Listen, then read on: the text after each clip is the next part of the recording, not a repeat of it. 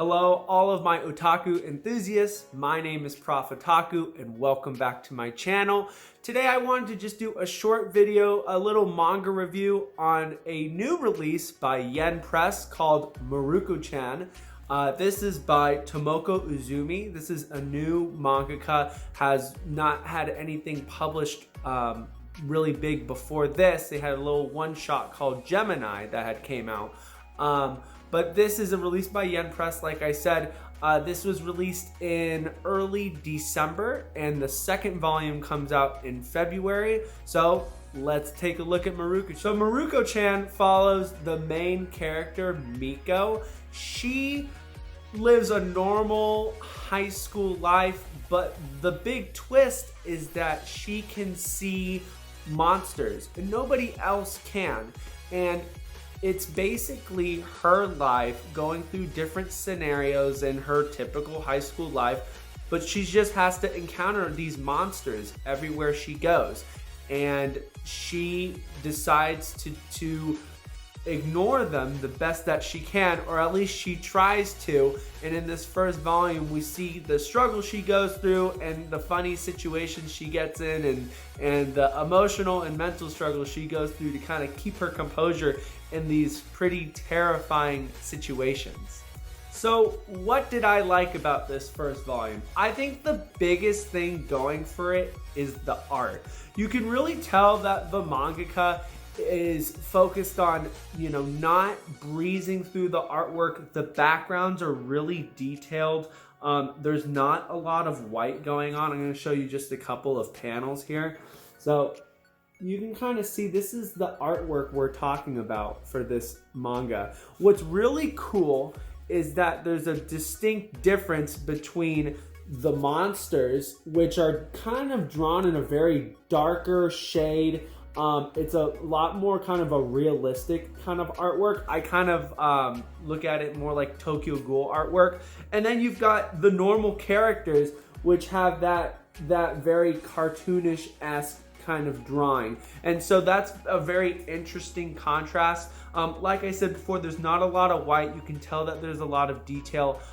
What's awesome about this first volume is that you can tell that there's a lot of passion behind the art, because every monster is very distinctly drawn, and there's a lot of different kind of varieties with that. So it's really cool to see. If you like horror, if you like kind of gruesome, grotesque looking things, this is really cool in the sense that the monsters are drawn so detailed, and you'll really enjoy the different nuances. So some of the issues I have with this first volume, at least, in terms of the storyline, it's just a basic slice of life storyline. It's very episodic. You've got her going to school, her doing things with her friends and with her family with monsters. That's it.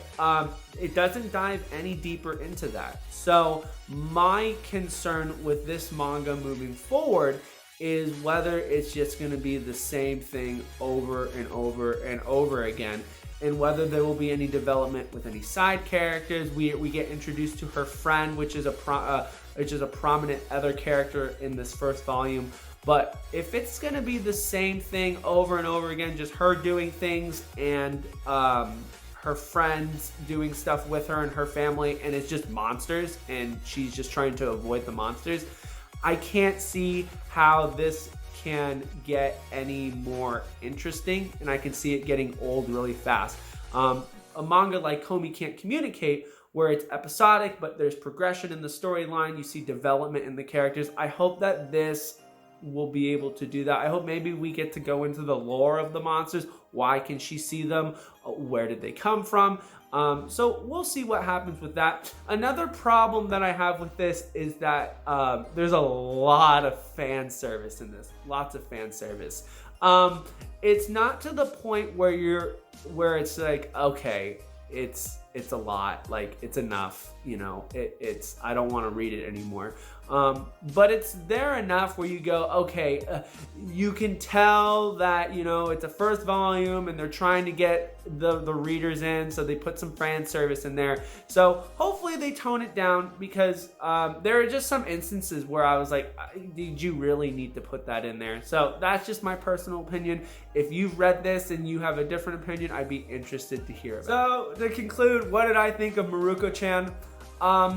Middle of the road first volume. I would give it a 7 out of 10. You know, it didn't blow me out of the water, especially with the story. You know, it was just, the story's just there. The artwork blew me away. I thought it was really detailed. I appreciate the effort that was put in. I have the second one pre-ordered. I'm gonna give it another volume. I'll give it probably 1 or 2 more volumes, and I'll see if I'm still hooked in it, if it's the same old thing. If it's just the same old thing, then I'm probably just gonna drop it. I was definitely entertained. It wasn't one where I was bored. I mean, it was very interesting, but I hope that there is definitely some more sustenance to this story, because I think it's really cool. I think it's very interesting, and I think that I recommend you give it a shot, because it's not gonna be for everybody, but I think that nonetheless, it's still quite an interesting read. So yeah, that's Mieruko-Chan Volume 1. Thanks for taking the time to watch my video. I have my social media handles in the description. Leave me a follow, go to my anime list, and send me a friend request. I'd love to hear what you guys are reading and watching. So with that being said, this is Prof. Otaku, and I will see you in the next video. Take care. Bye now.